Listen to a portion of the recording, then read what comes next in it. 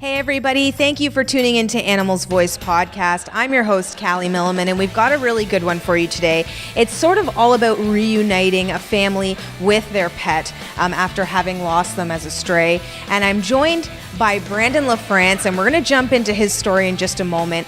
A little later, we're going to be talking to an arrivals counselor here at the Ontario SPCA who actually helped in assisting with the reuniting of Brandon's cat to his family. We're in our Provincial Education and Animal Centre here in Stouffville to help share this story. Brandon, thank you so much for joining me today. Thanks for having me. You know what, I want to get a little bit of a background. So can you please tell me a little bit about your cat, Bot, and tell me how old he is? Bot's 3 years old now. He celebrates his birthday on the same day as me and my father, which is May 26th. That was my daughter's idea. We got him July 12th, which was my daughter's birthday. So he was her 5th birthday present. So there's a lot of significance and sort of family ties that go with this cat. He's intertwined with the family pretty well, yeah. That's amazing. And now tell me a little bit about your daughter and the relationship that she had maybe prior to Bot's getting lost. He was her absolute world. He was her everything. She talked about him nonstop every day, all day. When she wasn't with him, it was how's Bot doing? When she did Christmas cards, Bot went first ahead of me. Yeah, just loved the cat more than the world itself. So obviously when he went missing, it was pretty devastating, it would seem. And so when did he go missing and how was that sort of dealt with your family? He went missing early February last year, so he was almost gone a year to the day. And it was pretty devastating. My daughter never lost hope. She always thought that he was out just having adventures and doing what cats do, and he'd come back when he was done.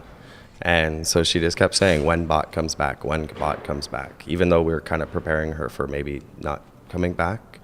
But actually, it was the chip that gave us hope. Well, there you go. And so obviously we then one day gave you a phone call saying, guess what? We think we found your cat. Can you tell me a little bit what it felt like when you received that phone call? It was the greatest phone call ever. It was an absolute shock, and I honestly haven't stopped smiling since. Like, it's just amazing. Just the surprise of you guys calling that we didn't expect to ever see him again and to have him come back like that. And he came back exactly the same as he left. And I'm sure reuniting your daughter with Bot was quite an experience. It was an emotional return. Yeah, she had some tears and lots of hugs, and she hasn't let him go since. So, yeah. That's amazing. So obviously, I mean, this is a great reunited story of your family getting Bot back. And like you said, you had that hope because of the microchip. Yeah. I want to touch on that a little bit. I think sometimes, we get the question here all the time, are microchips useful? Do they work? And obviously your story is an attest to the quality and the absolute wonderful powers that a microchip can have. Would you recommend it to other people? I would. In a million years, we never would have got him back without that microchip. He was gone forever. He showed up 45 minutes away in a different town. We had stopped looking for him. We didn't have posters up anymore. We would not have got him back without that chip. Yeah, absolutely. And you know what?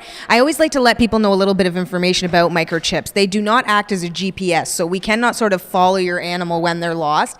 Instead, they store information. And what's fantastic is that your information was up to date. We always like to let people know if you're moving or if you have any type of switch with your address, your phone number, any of your pertinent information, that you contact your microchip company so that they can get in touch with you. Brandon, this has been an absolutely amazing story. I'm so happy to hear about your family and hearing about how Bot has returned to his forever home. Thank you so much for joining me. I can't thank you guys enough. You guys are angels, honestly. You've made my year. I can't thank you enough. So thank you so much. All right, everybody, this has been an amazing story. We're going to be back right after the break to continue giving you a little more information about just how we reunite animals with their families. We'll catch you after the break. Hey everybody, welcome back to Animals Voice Podcast. Before the break, we were joined by Brandon, who shared his lovely story of his family being reunited with their cat, Bot. And now we want to take you a little bit behind the scenes. So we've moved over into our arrivals department. I'm joined here by our arrivals counselor, Jenny McKee, who is sort of at the forefront when it comes to the animals that come into the care of the Ontario SPCA. Jenny, thank you so much for joining us. Thanks for having me. So I kind of want to start because, the thing that we want to know is, When animals come into the Ontario SPCA, whether they're being rehomed or they're a stray animal that's sort of lost their way, what are some of the steps or the process that take place from your end when an animal comes in? Well, the first thing that's done by the animal control officers are all animals are scanned with a microchip scanner to find out if they are chipped or not. And then we would follow up to see if we can find the owner. Once we have the animal in here, we also then scan again on intake to make sure that nothing was missed. Sometimes the scanners aren't up to date, so we do make sure with different scanners that we've done our due diligence and checked a few times. Yeah.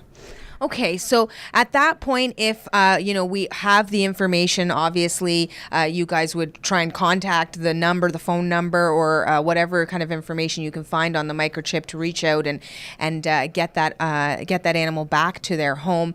Similarly to what we saw with Bot and his family, which was he was ecstatic that that he had done the microchipping. So past that point, just take us a little bit further. So the animal maybe doesn't have a microchip, and now they're in our care. How do they sort of make their way up to the adoption center to find their new home? So after we've done all our due diligence and used all our different resources, we do have lost reports that we go through first as well to see if there's any that match the description of that animal, which then we would call even if we're not sure it's a match, but we still will to make sure. And then after that, if we've gone through all the resources, there's no owner come forward after the stray period is up, we would move forward then with either spaying or neutering if need be, microchipping if need be. All our animals are microchipped before they go up for adoption. After that, if they need medication, they would be treated first before they go forward for adoption. But yeah. It's quite a process, isn't it, that they go through? It is. And sometimes I know we have people who ask questions and they maybe have found out about an animal that's come into our care and they're sort of interested in going, when are they going to be up for adoption? It is a process. Sometimes it can take a couple of weeks. So I know you've been here for a number of years, Jenny, working with the organization in a couple of different locations. I'm sure you've got a couple of maybe success stories or stories you can share where microchips have maybe sort of saved the day. I tell you, I really hit home with everyone to microchip your animals, because here's a good story from a few years ago. An Australian Shepherd was found in Markham. I found a microchip. I called. This is also another important thing. Make sure your microchip information is up to date. So I did call. The animal was from Norwood. So, of course, I was thinking they did not update their info, but I tried the number anyways just to see. The dog was from Norwood, so I do believe it was stolen, quite possibly, and then got out on whoever in Markham, and I was able to return the dog to the owner in Norwood, and he was ecstatic. So, they probably couldn't believe that their dog made it that far. I mean, mind you, Australian Shepherds are fairly active, but that's quite the tale. Well, it's 2 hours away. Yeah. Okay. So there you go. That dog went on a journey that day, and can you believe it? It found its owners again. Yeah, very happy day. So once owners have their pet microchip, now you mentioned a couple of little tips there, but what would be your sort of top tips once you've got your pet microchipped? What are some things that you want to remember? Well, first you want to make sure. Sometimes actually it's good after you get your animal chipped, go back to the vet maybe a week later to make sure the chip is still in there and it did not fall out right after the chipping, because that can happen. And then obviously you would need to re-chip. But if everything's good there, make sure your info's up to date. If you move, your phone number changes, anything, make sure you call and you change it. Otherwise, you may not get your animal back. That can make all the difference. So okay. Those are good tips. And I know even from some of my experiences here at the Ontario SPCA that when an animal can be microchipped at a very young age, if they are a kitten or a puppy, and then they grow quite substantially, that sometimes a microchip can migrate as well, right? So we scan the entire animal, so cat or dog, we scan the entire animal, right down the front, down the back, everything in case it did migrate. So, yeah. You know what? This has been amazing information, Jenny. Thank you so much for taking the time to speak to us. Guys, I don't know how to send this message any more clear. Microchips save lives. It gets animals back to their owners. If you do not have your pet microchipped, it's not very expensive. Take a trip to your vet, get your pet microchipped. This has been another amazing edition of Animals Voice Podcast. Don't forget to subscribe, share, check us out on iTunes, and we'll catch you next time. Thanks everybody for joining us.